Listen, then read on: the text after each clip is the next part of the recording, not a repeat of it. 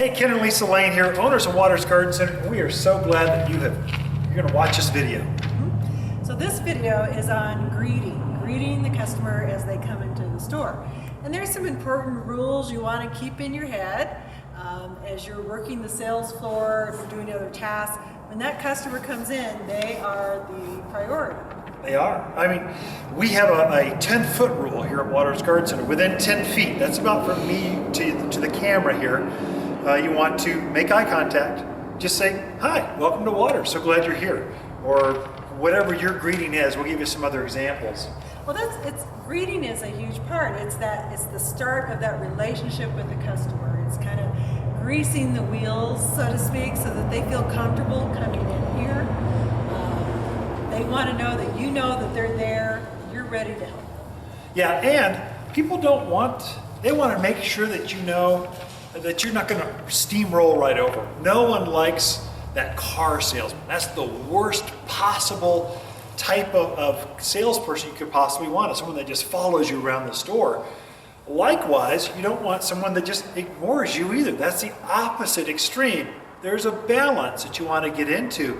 But all relationships, like Lisa said, you start that relationship with the right greeting, whether it's a friendship at church, at Rotary, or Service Club, or Pinochle, whatever, the greeting. It's so important to start that friendship out right.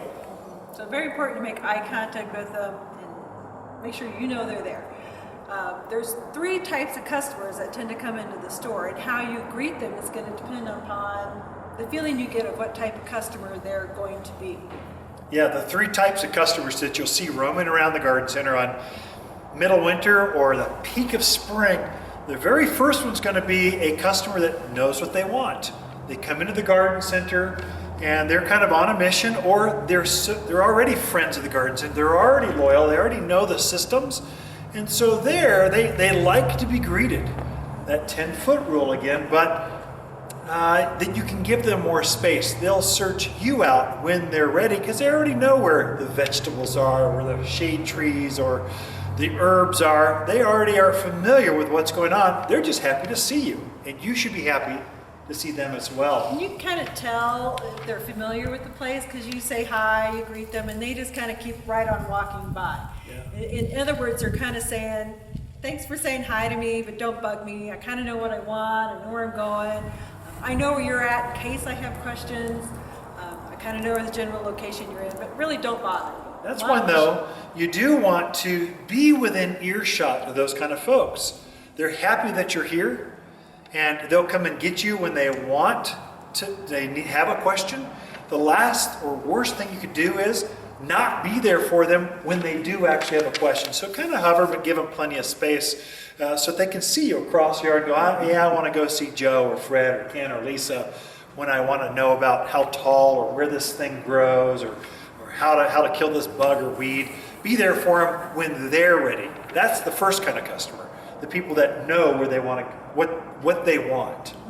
The second customer is actually very easy to find because they come in, they've got a baggie with samples, or they've got their iPad, or they've got this list, and you can kind of look at them and go, "Oh yeah, they need some help." Yeah. They frequently have that look in their eyes. Deer in the headlights, "I just don't know, could you help me please?" They'll kind of hover sometimes too. When you're helping another customer, they'll be just off your shoulder waiting to be next in line. They're looking, they came in for help. They definitely want the help, so you need to take the time. If you are with another customer, make sure you acknowledge this. Just the heads up, not head nod or a, "I gotcha. I'll be there in just a minute. You're next, please." Just acknowledge that you know they need help. Yeah. And then we have the third type of customer. Yeah, that's one they're not yet inspired. So they're not sure why they're in. They kind of want to garden. They saw something on HGTV. They read a column in Fine Garden magazine. They were searching the internet and saw a pretty thing. And so they came to the nursery. But they're not sure where that's at, if they really want that. They're still getting a lay of the land, so to speak. So you do want to greet those folks. Make sure that they know that you're there for them. And they may go, I don't want to be harassed yet. I'm not sure where I'm going. So give those folks some space, but then be there for them when they're ready. Right, and you can kind of, after you've greeted them, you've kind of created this relationship, If they kind of turn away from you, like, I'm done, for you right now, Yeah. recognize that. Okay, you need your space. I'm going to be working in the trees. If you need help, just holler at me. I'd love to be able to come over and answer questions for you. If they engage you, if they turn towards you and you start talking and you're making a conversation, then that's good to stay with them. And then you can start doing a question and answer type thing with them to help them.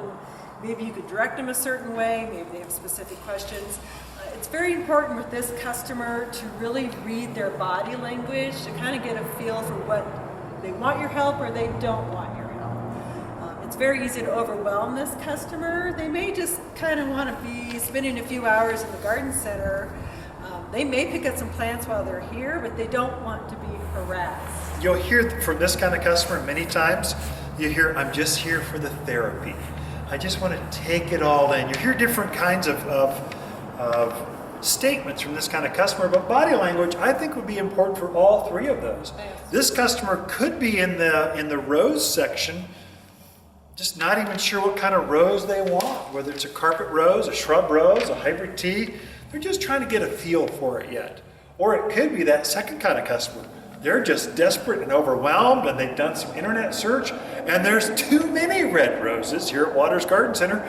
They need help figuring out the one their grandmother grew back in Pennsylvania, and it's a Mr. Lincoln rose. So they might need help finding that one. You can go help them figure that out. Might be in a tree rack where they just don't know what kind of fall colored tree or shade tree or fruit tree, or they need help figuring that piece out. Or it could be they know what they want, they came right in, you're reading that body language going, oh, looks like they're on a mission, right where the herb sections are, right where the vegetables are. Let them go, greet them, and let them fly. So there's part of this intuition. You'll get a feel for it as you deal with customers, but we want you to be an expert on what to look for. And that's I know what I want, I'm desperate, I need help, or I'm not quite sure yet, I'm looking to be inspired, but I'll be with you shortly. Those are the three basic kinds of customers. And body language, like Lisa said, we've got a short video here that we found that's really great on body language specifically. You want to cue in on that next. Until the next video, I guess, look for the body language video.